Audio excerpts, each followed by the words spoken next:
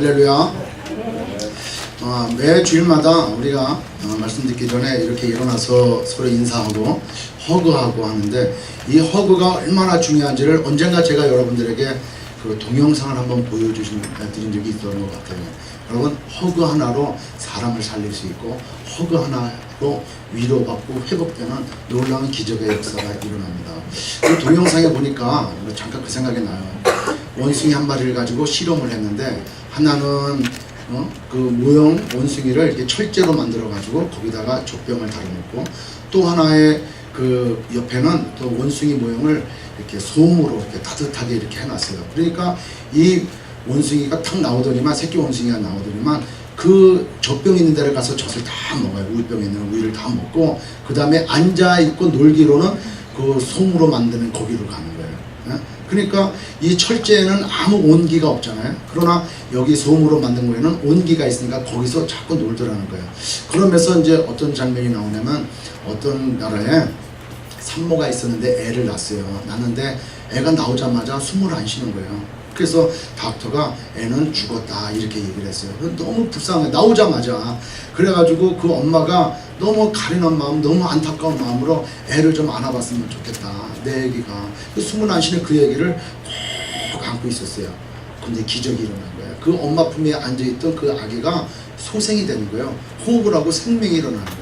아, 이 사람의 이 열기, 이 따뜻하게 안아주는 그 호그의 마음을 통해서 생명이 살아나고 또 위로받고 회복되는 그런 역사가 일어나더라는 거예요.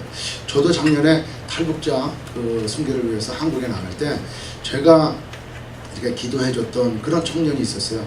그 청년이 그냥 아무 이렇게 생각이 없었지만, 그 청년하고 같이 이렇게 허그할 때 너무나 좋았던 시간을 가졌어요. 그 청년도 막 울고 저도 막 울었어요. 뭐 다른 특별한 것 없이 그냥 그 탈북하는 가운데 그 마음 아팠던 거, 그 쓰라렸던 마음들, 이런 모든 것들을 이 허그함으로 인해 가지고 다 이렇게 주고받는 마음이 되어졌던 것 같아요.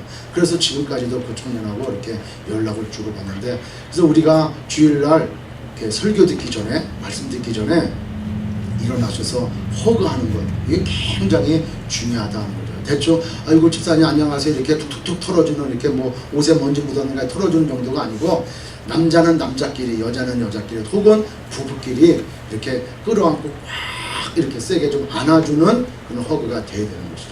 일어서서 다시 한번 허그 한번 진하게 한번 하도록 하겠습니다. 자, 우리 허그 한번 하죠. 앞에 자, 일어서서 정확하게 가슴과 가슴을 맞대서 꼭 안아주시고, 저 뒤에 계시는 우리 저 집사님한테는 가시는 분이 없네요. 가슴 좀 해주시고, 정우가 저 뒤에 앉아 계시는 집사님 허그 좀 해주시고. 안녕하세요. 나는 원래 늙어서 남자하고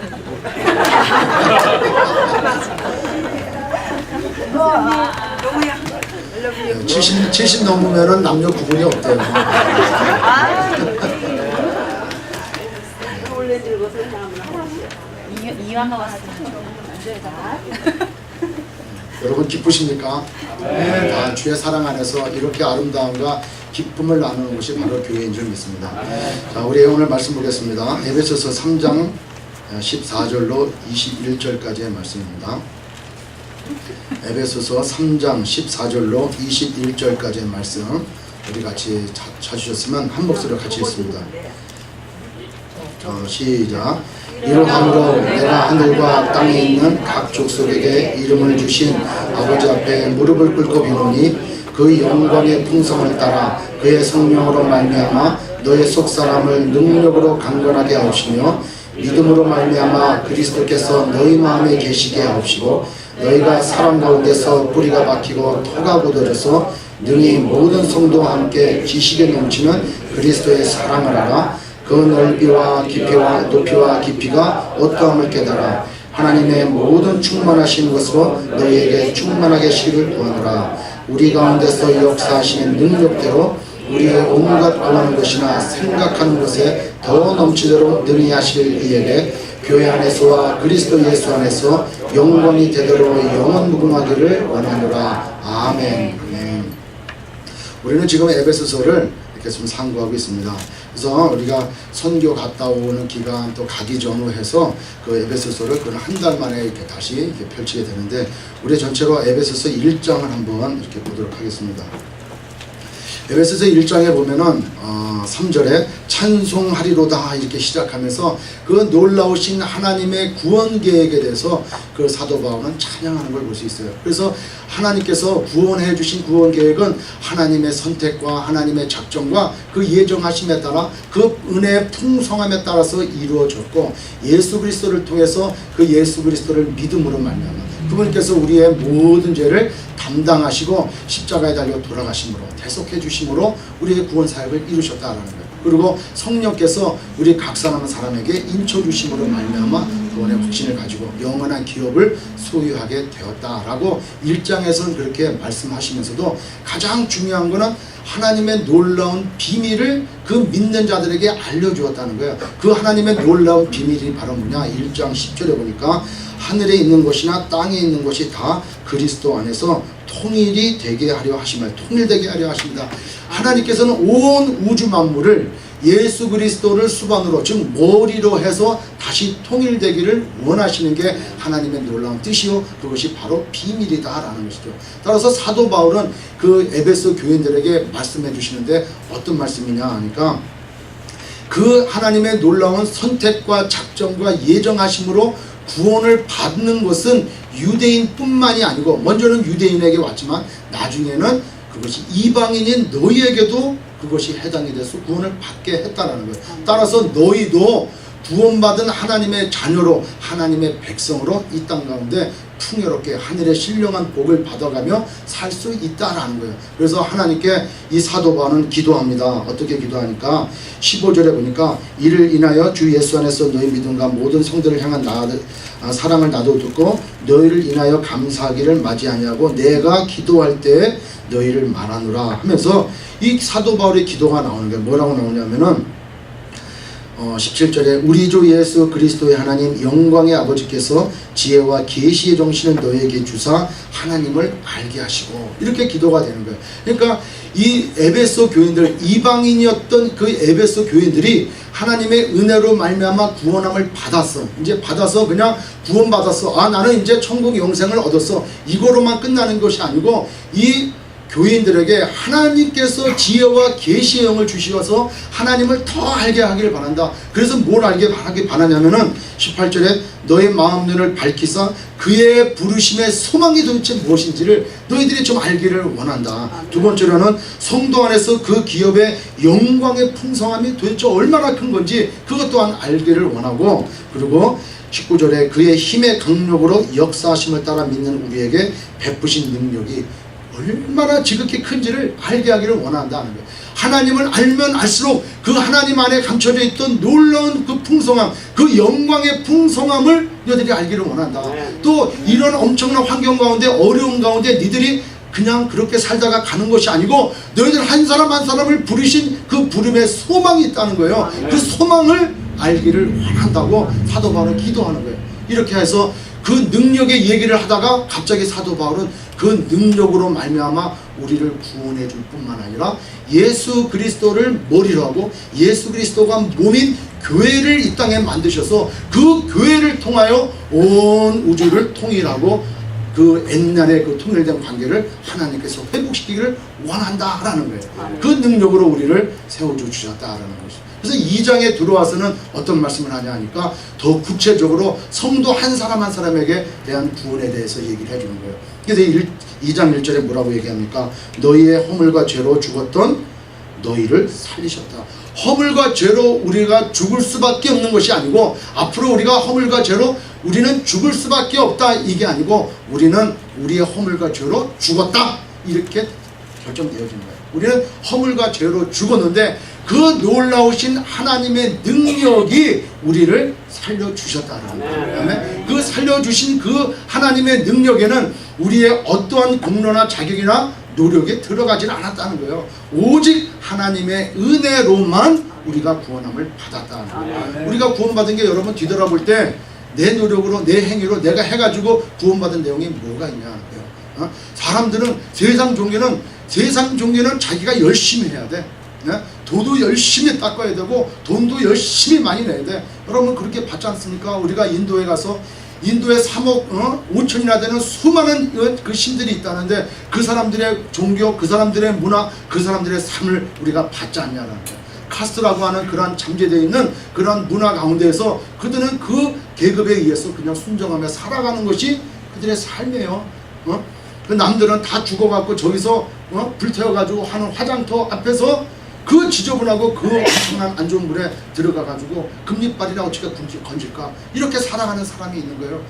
시장통에서 물건을 그냥 너무너무 못 먹고 너무너무 입는 게 없어서 떨어지는 옷까지 팔다 남은 옷까지 하나 주워가지고 가다가 걸려가지고 그 시장 상인들에게 두드러 맞는 사람들을 보면서 아니 어떻게 사람의 인격이 어떻게 하나님의 창조하신 이 존귀한 이 인간이 이렇게 멸시와 천대를 받아가는 존재로 되어져 버리고 마치 그것이 당연한 것으로 여겨지냐 하는 거예요. 이런 환경 가운데 그를 구원해낼 수 있는 유일한 것은 하나님의 능력인 줄 믿습니다. 하나님의 은혜가 아니고서는 도저히 내가 구원받을 수가 없다는 거예요. 이렇게 2장에서 하나님께서는 우리를 어떻게 구원해 주셨는가에 대해서 사도 바울은 얘기하면서 그 구원은 유대인이나 헬라인이나 이방인이나 다 동일하다는 거예요. 돈이 많아서 구원받는 것이 아니고 명예가 높아서 구원받는 것이 아니고 못 살기 때문에 구원을 못 받는 게 아니고 다 구원받았다. 다 예수 안에서 하나다. 그래서 예수 안에서는 새 사람이 되었다라는 거예요. 이제는 예수 믿기 전에는 너는 뭐 미국 사람이고 너는 한국 사람이고 너는 뭐 검정이고 너는 뭐 힌두이고 이렇게 구분이 지어질 수 있었고 또 너는 무슨 족속이고 너는 무슨 족속이다 라고 할 수 있지만 예수 믿는 가운데 나온 우리 모두는 성령으로 새 사람이 되었다라는 거예요. 그 성령으로 새 사람 된 사람을 이름을 뭐라 그래? 그리스도인 이렇게 얘기한다. 따라서 우리는 예수 그리스도 안에서 한 형제요 한 자매고 한 가족인 줄 믿습니다.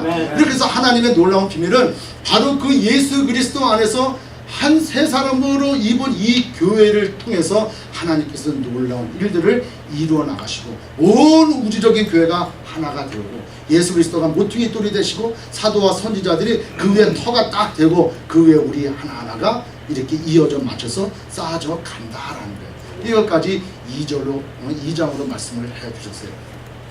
3장에 와서 그렇기 때문에 이렇게 얘기해요. 이러함으로 for this reason 이 이유 때문에 너희들은 어떻게 얘기하려고 하다가 사도 바울이 자기의 사도가 되어진 이유에 대해서 내가 사도됨으로 왜 이와 같은 일을 하는가에 대한 사도직에 대한 변호를 3장 1절로 지금 13절까지 이야기하고 있는 거예요. 그래서 갑자기 이러함으로 하고 얘기를 시작하다가 그리스도 예수 일로 너희 이방인을 위하여 갇힌 자 된 나 바울은 이렇게 얘기하고 점점점 다 이 얘기를 이어가려고 하다가 사실 내가 지금 이렇게 갇혀있지만 나는 갇혀있는 게 아니다. 나의 갇혀있는 것은 너희의 영광이다 이렇게 얘기해요. 그래서 나를 위해서 니들이 슬퍼하지 말고 내가 이렇게 된 것은 다 하나님의 뜻 가운데 있고 나는 이 가운데서도 기뻐하고 또 하나님의 영광이 되는 줄 믿는다. 이런 고백을 통해서 사도 바울은 얘기합니다. 그리고 오늘 이어서 14절에 다시 그 이야기를 이어져 나가려고 하고 있다는 거죠. 그래서 다시 14절에 보니까 영어로 for this reason. 그래서 3장 1절에 나온 이야기를 이렇게 다시 이어져 가고 있어요. 그래서 3장 14절로 21절에 나오는 말씀을 보면은 사도 바울의 또 다른 기도가 되는 거예요. 왜? 14절 15절에 그렇게 써 있지 않습니까?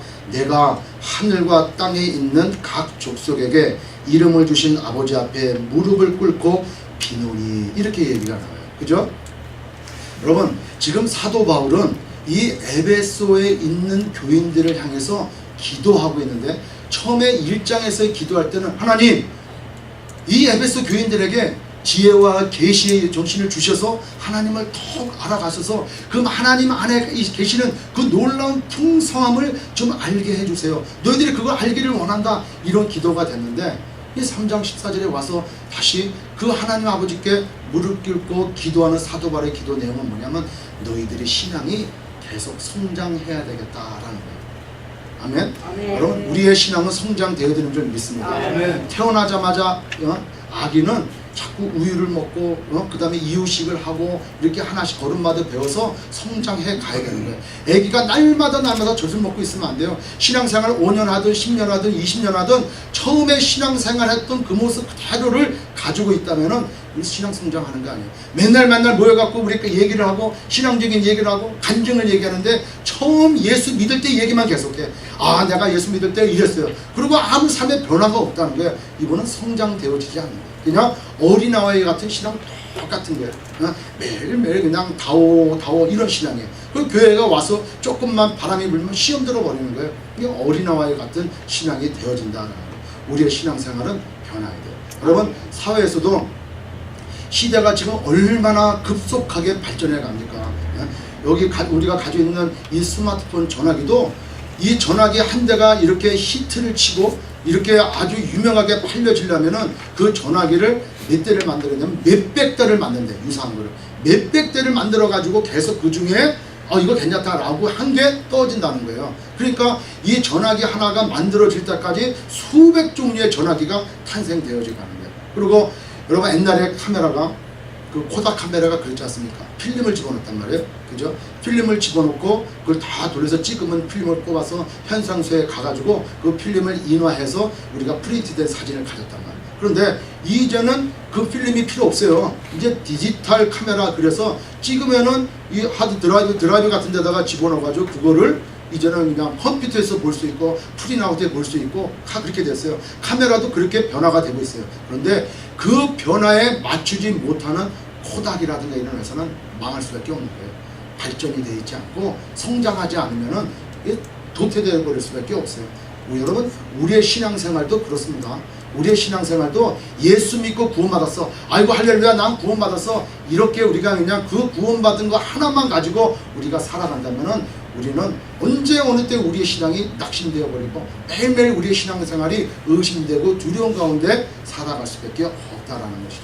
그래서 사도 바울은 그 에베소 교인들에게 당부하면서 그들을 위해서 기도하는 거예요. 여기서 오늘 이 말씀을 통해서 이 바울의 기도 내용을 한번 우리 기도하는 마음을 한번 이렇게 보기를 원해요. 그래서 3장 14절에 보니까 뭐라고 해요?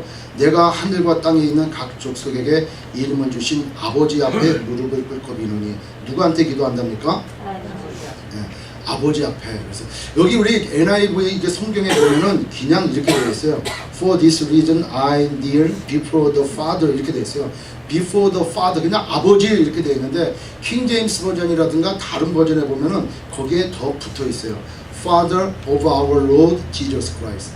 우리 주 예수 그리스도의 아버지, 이렇게 나와 있어요. 근데 NIV에서 이걸 빠뜨렸어요. 그냥 Father, 아버지 이렇게 얘기 나왔는데 다른 영어 성경 번역본에 보면은 뭐라고 그랬어요? The Lord of our Lord Jesus Christ. 우리 그리스도의 주 아버지, 우리 주 그리스도의 아버지, 그 하나님께 기도한다. 여러분, 아버지 앞에 기도하는 거예요. 그 아버지는 멀리 계신 분이 아니고 나와 함께 하시고 나와 동행하시는 그분이신 거예요. 하나님은 우리의 아버지신 줄 믿습니다.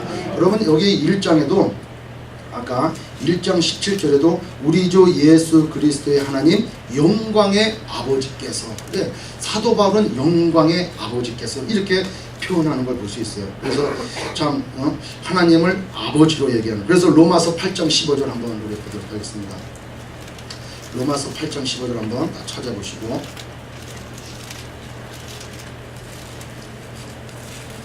로마서 8장 15절에 뭐라고 되어 있느냐? 너희는 다시 무송하는 종의 영을 받지 아니하고 양자의 영을 받았으므로 아바, 아버지라 부르짖는다. 우리는 하나님을 아버지로 부르는 줄 믿습니다. 하나님을 아저씨 이렇게 얘기하지 않아요. 하나님을 아버지 이렇게 얘기하는 거예요. 저도 아들이 하나 있고 여러분들 자녀들이 다 있지 않습니까? 우리가 그런 경험이 있잖아요. 애들이 말을 안 듣고 뭘 막 해도 아버지 그러면 안 들어줄 수 없어. 특별히 또 아들은 또 징그러워서 그렇지만 딸이 또 아빠 그러면 이거 다 미치는 거야. 그래가지고 그냥 없던 주머니에서도 별게 다 나올 수밖에 없단 말이에요. 그러니까 아버지와 아들의 관계, 아버지와 딸의 관계는, 자녀의 관계는 그렇다는 거예요. 한 가지 한 가지 하는 일 보면은 그냥 야단치고 싶고 막 그래. 여러분 우리가 그렇지 않습니까? 하나님 앞에 우리 한 행동들을 보면은 다 죄짓고 하나님을 기쁘시게 해드리는 일들이 우리 얼마나 한다고 우리가 하냐고. 늘 보면은 그냥 하나님 앞에 죄짓고 하나님을 원하지 않는 그런 삶을 살지. 그런데 우리가 하나님의 자녀이기 때문에 언제든지 하나님 앞에 나가서 아버지라고 이렇게 친근하게 할 때 하나님은 우리를 받아주신다. 아멘. 근데 왜 그러니까 사도 바울은 유대인이란 말이에요, 그죠? 유대인이야. 근데 이 이방인인 에베소 교인들에게도 그 아버지 앞에 이렇게 얘기를 해요. 이 아버지 앞에 얘기한다는 얘기는 뭐냐면 우리가 아까 살펴본 바와 같이 2장에 보니까 이렇게 돼 있어요. 2장에 우리 한번 같이 볼게요. 에베소서 2장에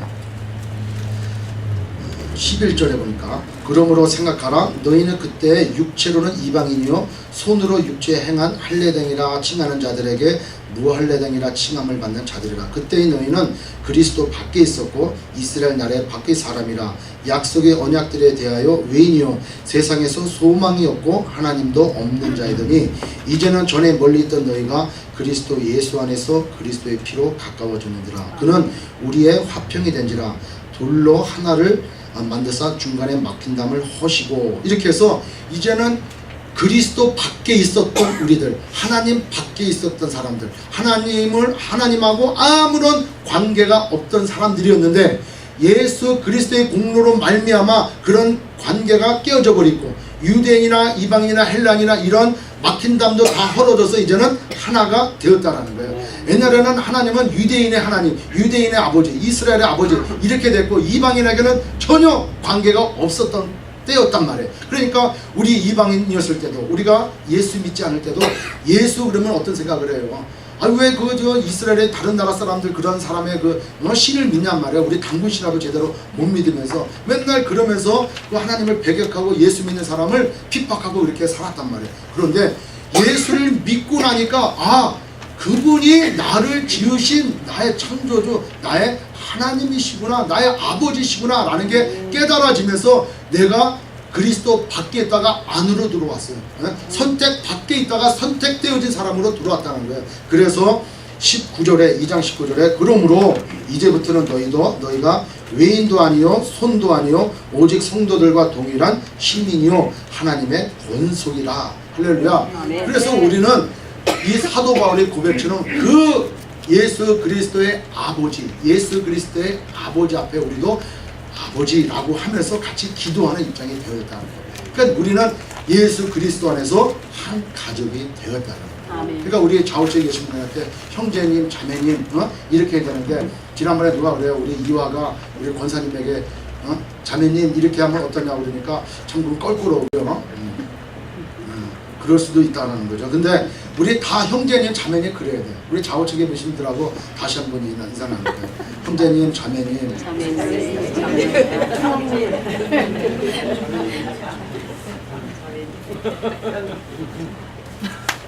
우리 정명재 목사님께 자매님 그러니까 좀 그래요. 그래도 자매님인 줄 믿습니다. 우리 정명재 목사님을 보고 누가 이렇게 연세 드신 분이라고 생각해요. 제가 딱 봐도 뭐 바로 저 눈인꼴 되시는 이렇겠는데. 아멘. 다른 분들은 인정을 안 하시는 것 같아요. 자매님. 자매신 줄 믿습니다. 이렇게 하나님 아버지께로 우리가 나아가야 되는 줄 믿습니다. 그 다음에 이제 기도에 대해서 사도 바울이 얘기하지 않습니까? 사도 바울이 지금 어떤 위치에 있어요? 감옥에 갇혀 있지 않습니까? 로마 감옥에 갇혀 있어요. 로마 감옥에 갇혀 있으니까 이 에베소 교회를 쫙 만들어 놓고 그 성도를 생각할 때마다 안타까운 마음이 있어요. 그래서 이 에베소서는 에베소 교인들이 잘못했기 때문에 이 잘못을 그들이 저질렀던 여러 가지 일들 때문에 이 사도 바울이 너희들 이것을 잘못했다, 너희들 이렇게 살아라 라고 기록한 책이 아니에요. 기록한 서신이 아니에요. 이거는 이 에베소 교인들의 신앙을 돈독히 하고 그 주변에 있는 여러 교회들에게 이것을 회람하면서 이 신앙의 바른 길을 갈 수 있도록 지어주는 이 서신이란 말이죠.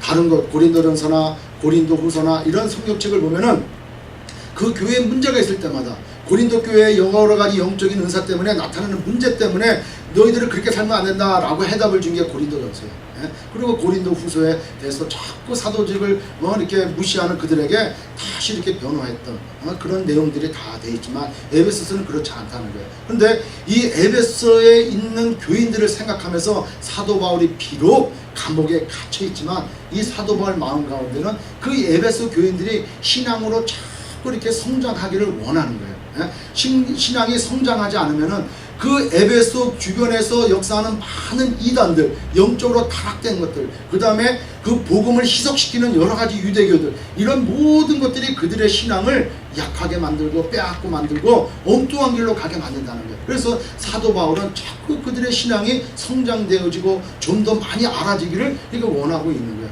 그래서 그 앞에 간절한 마음으로 기도하는데 그 간절한 마음의 기도의 표현이 바로 뭐예요? 무릎을 꿇고 기도한다는 거예요. 여러분, 우리가 무릎을 꿇고 라는 말은 참 중요한 것 같아요. 저도 언제부턴가 저 스스로가 이 말씀을 준비하면서 좀 많이 회개를 했어요. 왜 회개했냐? 양복 한 벌 이거 다리고 이거 세탁소에 맡기는데 이게 다 위아래 따지면 돈으로 이게 얼마인데 이게 자꾸 이게 무릎 꿇었다 이랬다 그러면 이게 무릎팍도 달고 자꾸 구겨지고 그러니까 이거 피기도 그렇고, 그래서 어느 순간에 의자 앉아서 기도하는 습관이 생겼어요. 몇 년부터. 그전에는 늘 그냥 교회 나가면 그냥 무릎 꿇어 엎드려 기도하고 계속 그냥 발에 쥐가 나서 내 발이 아닌 것처럼 이렇게 막 절여가지고 기도했는데 어느 순간부터인가 이렇게 의자 앉아서 기도하는 습관이 저에게 생겼더라는 거예요. 그래서 가만히 생각하니까 무릎을 꿇는 거하고 안 꿇는 기도의 자세 때문에 기도가 상달되고 안 달되고 그거는 절대 아니에요. 예? 그거는 절대 아니에요. 내 마음으로 기도하는 거니까 그거는 절대 아니에요. 그렇지만 내가 형식적으로 무릎을 꿇자는 게 아니고 마음으로 무릎을 꿇는 기도를 해야 되겠다. 여러분, 우리가 그 아주 큰 저기 뉴욕의 그 맨하탄에 가면은 그 교회들이 그냥 성당들이 또 웅장하게 만들어요. 근데 그럴 때 딱 가면은 그 분위기에 휩쓸려 가지고 나도 모르게 괜히 이렇게 옷깃도 섬이고 꼭 여기 하나님이 와 계시는 것 같고 뭐 그래서 마음에 기도할 때 그냥 탁 무릎 꿇고 기도할 수 있어요.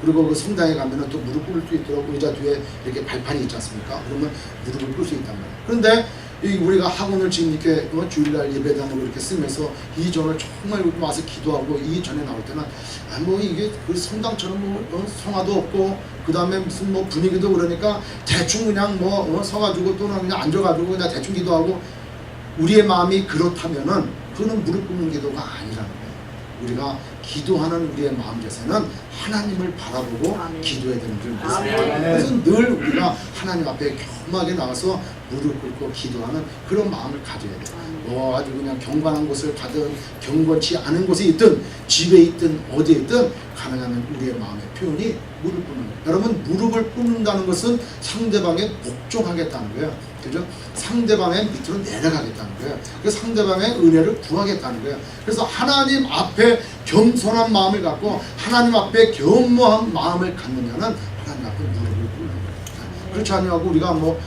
군대에서 얘기하는 것처럼 한쪽 다리 다 이렇게 거꾸로 짚고 손 집어넣고 하나님 뭐 들어주시려면 들어주시고 마시려면 마시고 이런 자세로 우리가 하나님 앞에 나아가지는 않지 않냐는 거예요. 우리가 조금 더 높은 사람들 뭐 도지사나 진짜 대통령을 만나러 간다고 그럴 때 우리가 진짜 그렇게 하고 가겠냐고. 그 대통령이 이번에 좀 만나러 오랍니다. 우리 소명교회 성도들 다 오라고 한다. 그러면 머리 지지고 벗고 뭐 지고 새고 갈아입고 뭐 다 할 거야. 양말도 새고 신고. 근데 그곳에 갈 때 대충 반바지에다가 슬리퍼 신고, 그 다음에 머리도 안 하고 그냥 새벽기도 얼굴 복장으로 그렇게 나와가지고 우리가 만나러 가냐 하는 거예요. 절대 안 그렇거든. 절대 안 그래. 하나님 앞에 나올 때, 또 대통령 앞에 나올 때, 그 대통령보다 더 높은 계시는 그 하나님 앞에 나올 때는 우리의 마음가짐이 정결해야 된다. 여러분, 기도가 얼마나 중요하냐. 그 다음에 기도의 중요성은 뭐 이루 말할 수가 없어요. 그럼 말씀 한번 찾아보겠습니다. 잠언서 15장 한번 잠언 15장 8절에 보니까 악인의 제사는 여호와께서 미워하셔도 정직한 자의 기도는 그가 기뻐하시느니라. 그 다음에 잠언 15장 29절에 여호와는 악인을 멀리하시고 의인의 기도를 들으시느니라. 잠언 28장 9절에 사람이 귀를 돌이키고 율법을 듣지 아니하면 그의 기도도 가증하니라. 저는 이 말씀을 딱 부딪히는 순간에 아 정말 그렇구나. 내가 매일 그냥 하나님 앞에 내 삶은 또 나의 신앙생활을 그렇게 하면서도 하나님은 꼭 내 말에 응답해 주셔야 된다는 그러한 역사적 사명감을 가지고 아주 그냥 철저하게 그냥 물었던 그 작전을 가지고 하나님 앞에 나온단 말이에요. 주여 응답해 주세요. 주여 이거 해 주세요. 기도한단 말이에요. 그리고 자기의 신앙생활, 자기의 삶은 하나님이 기뻐하시지 않는 삶을 그렇게 살아간단 말이에요. 여기 나오는 것처럼 잠언 28장 9절에 사람이 귀를 돌이키고 율법을 듣지 아니하면 그의 기도도 가증하니라. 하나님의 말씀을 듣고 말씀대로 살아가려 하고 늘 말씀 앞에 바로 서는 그 의인이야말로 하나님께서 기도를 응답해 주신다고. 아멘. 여러분 기도는 반드시 해야 돼요. 여러분 여기서 사도 바울이 기도하고 있는 이 사도 바울을 잘 한번 생각해 보세요. 지금 서신서를 이렇게 쭉 쓰면서 사도 바울이 이렇게 이 구원 계획에 대해서 하나님의 놀라운 은혜에 대해서 교회가 어떻게 생겨졌고 교회를 통해서 이루시고자 하는 하나님의 뜻, 이 교회의 구성원이 누구고 어떠한 그 얘기를 쭉 얘기하면서 이 에베소 교인들로 하여금 이렇게 알아달라고 설교식으로 가르치는 식으로 이렇게 했지만 그 사이에 기도가 들어가 있지 않냐. 그러니까 우리 삶 가운데 아는 것보다도 더 중요할 수도 있는 게 바로 뭐예요? 기도다. 기도다. 그러니까 오늘 우리가 이렇게 말씀을 배웠어요. 말씀을 배우면 이 말씀이 우리의 심령 가운데 잘 새겨질 수 있고 우리 삶 가운데 잘 적용되어 나타날 수 있도록 우리는 기도해야 된다는 것이에요. 우리가 배우고 또 가르치고 전도하고 선교하고 다 중요하지만 그것이 실제 일어날 수 있도록 기도해야 된다는 거예요. 그 기도가 그만큼 중요하다는 거예요. 아니 뭐 하나님께서 전능하시고 능력이 많으시고 모든 걸 다 하시는 하나님이신데 꼭 굳이 뭐 이렇게 기도할 필요 있겠습니까? 그러나 하나님은 기도를 통해서 받으시기를 원하신다라는 거예요. 그게 하나님의 방법이다는 거예요. 그럼 왜 하나님은 꼭 그 방법을 쓰십니까? 그걸 나한테 물어보면 안 되는 거예요. 나중에 하나님께 가고 왜 하나님은 꼭 우리를 통해서 기도하라고 하셨습니까? 받은 뜻이 있죠. 그러나 그것이 바로 하나님의 방법이다라는 것이죠. 그래서 예레미야서 33장 3절에 뭐라고 얘기합니까? 너는 내게 부르짖으라. 내가 네게 알지 못하는 크고 비밀이라는 것을 너에게 보이리라 이렇게 말씀하셨어요. 여러분 기도하면은 보여주는 거예요. 그러니까 사도 바울이 지금 에베소 교인들을 향해서 하나님 앞에 무릎 꿇고 간절히 기도하는 내용이 바로 뭐냐? 이 놀라운 복음의 비밀, 놀라운 그 하나님의 비밀을 정말 그들이 알고 깨달아서 그렇게 성장되어 하나님을 기쁘시게 드리는데 정말 도달할 수 있도록, 어떻게 도달할 수 있도록? 여러분 여기 엄청난 기도가 나와요. 어떻게 기도가 나오냐 하니까 3장 19절에 이 사도 바울이 이런 기도가 있어요. 19절 후반부에 하나님의 모든 충만하신 것으로 너희에게 충만하게 하시길 바랍니다. 와 여러분 하나님의 충만하심이 얼마나 큽니까? 예? 하나님의 모든 충만하심으로 너희에게 그 충만이 임해서 그 충만함으로 그냥 충만되어지길 원한다고 사도 바울은 기도하는 거예요. 여러분 우리 그런 기도해야 돼요.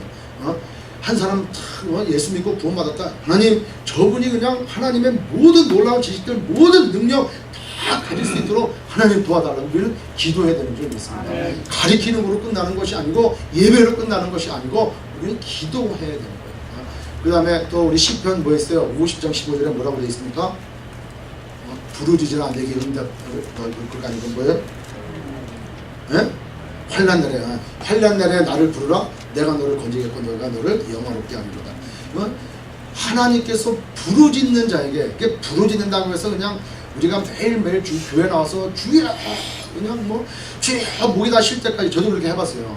저 신앙생활 초기에 은혜 기도원에 올라가가지고 기도하는데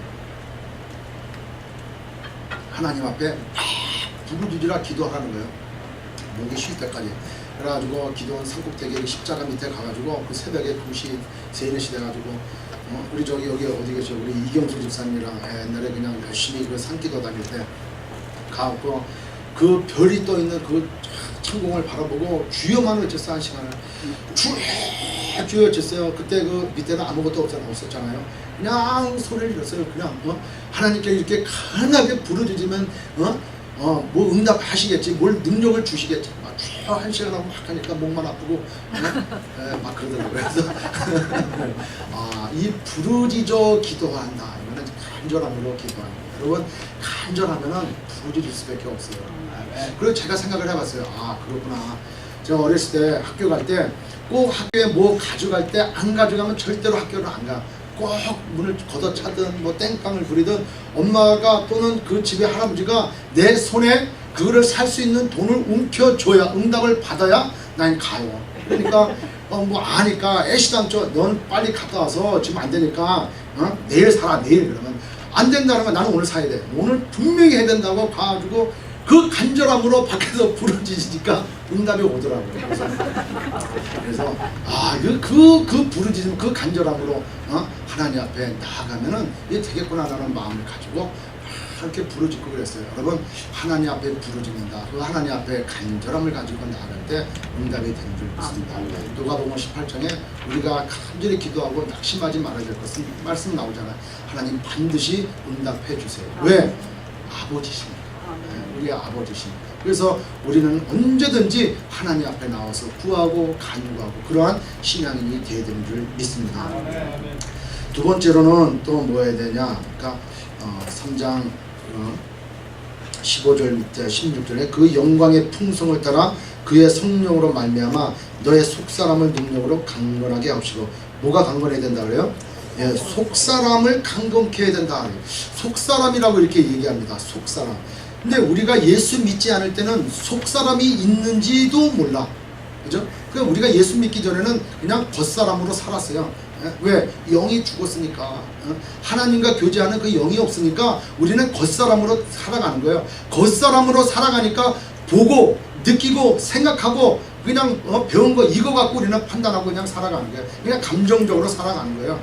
그런데 예수 믿고 구원받음으로 우리의 영이 살아나서 하나님을 인지하게 되고 그 우리 안에 속사람이 생겨져 나왔다는 거예요. 그래서 성경에는 겉사람을 얘기하고 속사람을 얘기하고 있어요. 그래서 사도 바울은 이 속사람이 좀 강건해지기를 바란다 이렇게 얘기해요. 그럼 왜 속사람이 강건해져야 되느냐?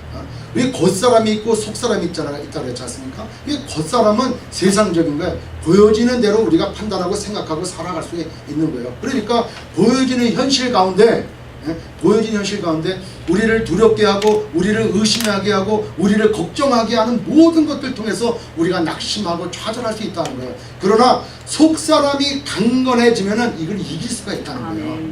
속사람이 강건해질 때 이것을 우리가 이겨나갈 수 있는데, 이 사도 바울은 성령의 능력으로 말미암아서 너의 속사람이 좀 강건케 돼서 우리의 신앙이 어린아이 같은 신앙이 아니고 어린아이 같은 신앙이 아니고 장성한 신앙인이 되어지길 바란다는 거예요. 여러분, 어린아이들은 보고 그냥 느낀 대로 행동하는 거예요. 배고프면 울고 싸면 울고 달라고 하고 그냥 가게 감정대로 하는 거예요. 안 되면 울고 짜증내고 막 이렇게 하는 게 어린아이 신앙과 똑같다는 거예요. 그러나 점점점 자기의 생각이 쌓여져 가고 점점점 배워지는 지식이 있어지면은 이게 참을 때구나, 이거를 내가 능히 이겨나갈 때구나, 이거 걱정할 필요가 없구나, 이렇게 되어진다는 거예요. 그래서 우리의 속사람이 강건케 되어야 된다라는 거예요. 그래서 우리 성경 말씀에 보면은 우리의 신앙생활에 어려움이 없을 수는 없다는 것이죠. 빌립보서 1장 29절 한번 찾아보도록 하겠습니다.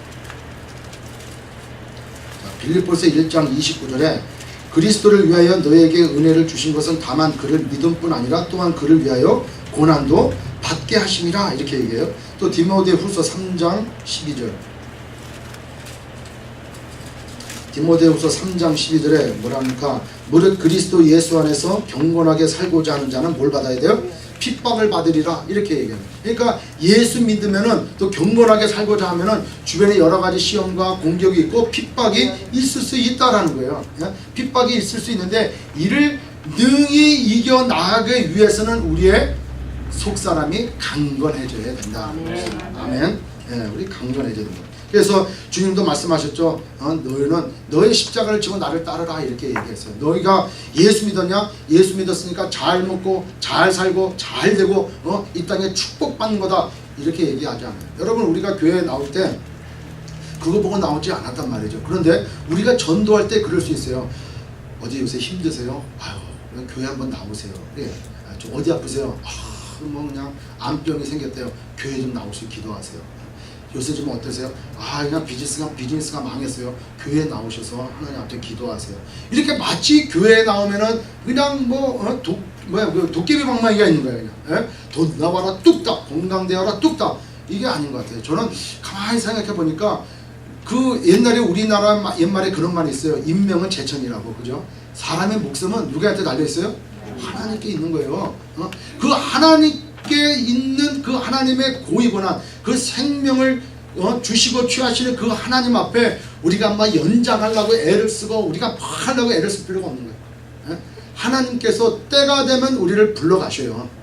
그러나 우리가 가야 될 곳은 영원한 천국, 영원히 하나님과 함께할 그곳에 우리가 가는 것을 우리는 믿기 때문에 오늘 가나 내일 가나 100년 있다 가나 그 영원한 세계에 간다는 거예요. 그래서 하나님이 생각하시기에 너가 이 땅 가운데 있어서 해야 될 일을 다 마쳤다 그럴 때는 수고했다 이렇게 데려가는 거예요. 그거를 거스릴 필요가 없는 거예요. 아멘. 그러나 내가 하나님 이것이 하나님의 뜻입니까? 라고 해서 기도할 때 하나님께서 생명도 연장시켜 줄 때는 또 연장시켜 주시는 하나님의 뜻이 있는 거고, 그렇지 않아서 그냥 여러 가지 힘들고 어려운 환경 가운데 고난 가운데 내가 이 땅에서 삶을 마쳐야 된다. 그 마쳐야 되는 그런 또 사명이 있는 거예요. 여러분, 사도 바울이 3차 전도 여행을 끝나고 이제 고린도에서 저기 다시 이제 돌아가요. 데살로니가를 통해서 빌립보를 가가지고 이제 드로아이를 탁 내려서부터 그 다음에 배 타고서 혼자 가는데 이 마음의 생각이 여러 가지 고민이 들어가는 거예요. 그래서 남들 다 보내고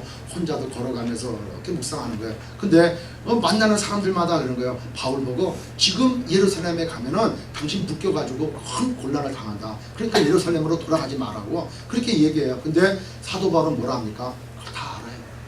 환상 가운데 다 보고 자기가 어떤 핍박과 고난을 받아야 됨을 다 알고 있는 거예요. 그럼에도 불구하고 그는 그 길을 가는 거예요. 왜? 하나님의 뜻이기 때문에.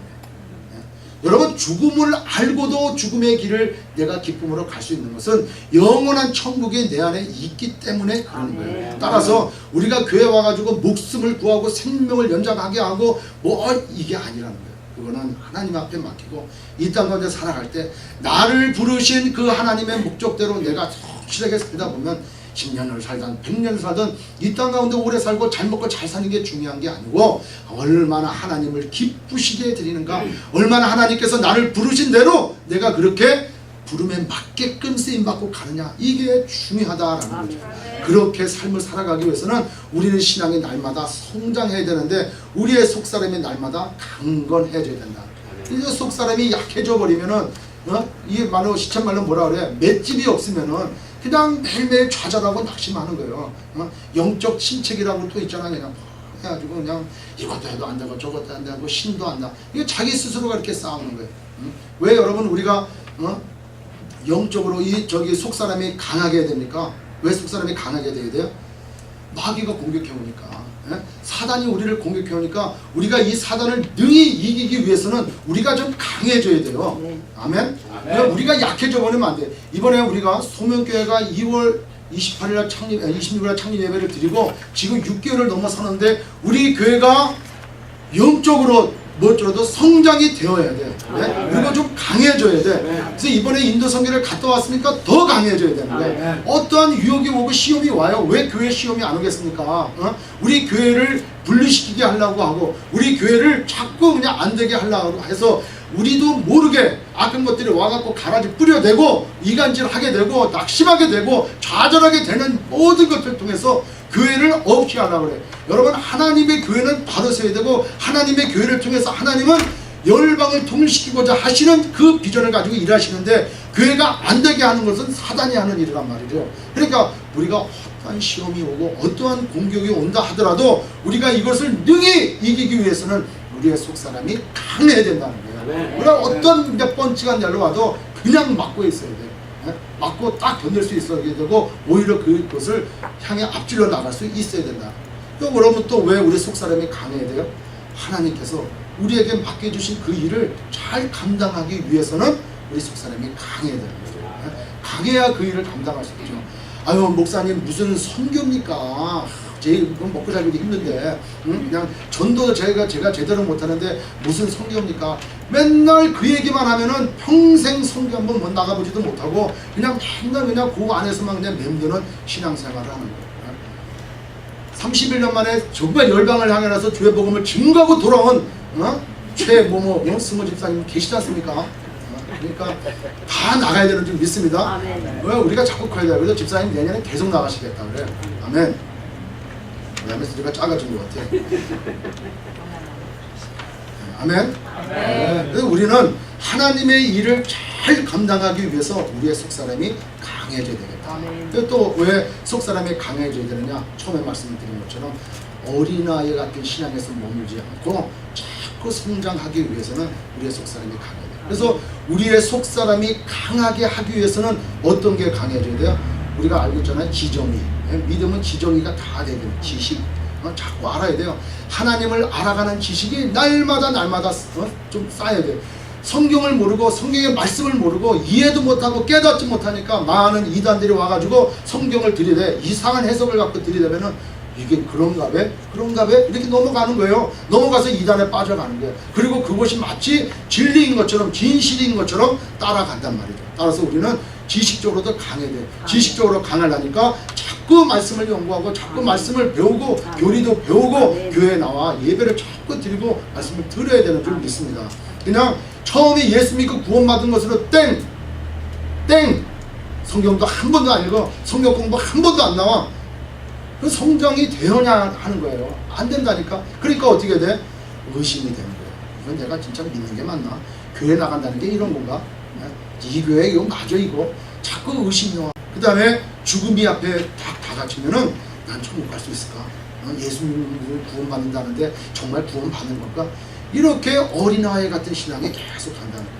그래서 우리는 지식적으로 자꾸 알아야 되는 걸 믿습니다. 두 번째는 감정적으로 잘 알아야 돼요. 어떤 믿음이 약하고 우리가 맷집이 없고 속사람이 연약하게 되면은 늘 불안할 수밖에 없어요. 늘 불안해. 늘 걱정이 앞서고 늘 불안해. 그런데 우리 마음 가운데 성령의 충만한 것처럼 우리의 속사람이 강해지면 어떤 파도가 몰려와도 요동치지 않는 믿음을 갖고 이겨나갈 수 있다는 거예요. 그래서 우리의 감정이 늘 불안하지 않아요. 왜? 내가 하나님 든든하잖아요. 그래서 여러분 우리가 막 운동하고 그러면 어떻게 돼요? 막 배가 배심이 생기잖아요. 배심이 생기면 뭐예요? 용기도 생기고 힘도 생긴단 말이에요. 역도 선수가 그 큰 무게의 그 바벨을 탁 올리는 힘이 어디서 나와요? 허리하고 배심만 해요. 아랫배에서 쫙 올린단 말이에요. 근데 그냥 배는 올챙이 배처럼 훌룩 튀어나와가지고 힘만이 하나도 없으면 이게 올라가냐? 이게 못 올라가는 거예요. 이게. 그런 것처럼 우리의 속사람이 아주 강건해야지 어떤 두려움과 어떤 환경이 와도 우리는 강하고 담대할 수 있다라는 거예요. 이 캘리포니아에 비곤이 온다 그러잖아요. 비곤이 온다 그러니까 막 다들 겁나는 거예요. 언제 올까? 아니 언제 올까를 떠나서 예수 믿고 구원받고 주님 부르면 가면 되는 거지. 그걸 갖고 이걸 여기서 피해가지고 저 동부로 이사 갈까 다른 나라로 갈까 그러니까 동부로 이사 가니까 거기가 지진 빵 나가지고 막 위험하지. 또 다른 데로 가니까 또 뭐가 와요 그냥 허리케인이 오고 막 그러지. 그러니까 세상에 안전한 곳이 하나도 없어요. 그러나 세상에 안전한 곳이 하나도 없는 그곳에라도 우리의 속사람이 강건하면은 우리는 등이 자신감을 가지고 이겨날 수 있는 줄 믿습니다.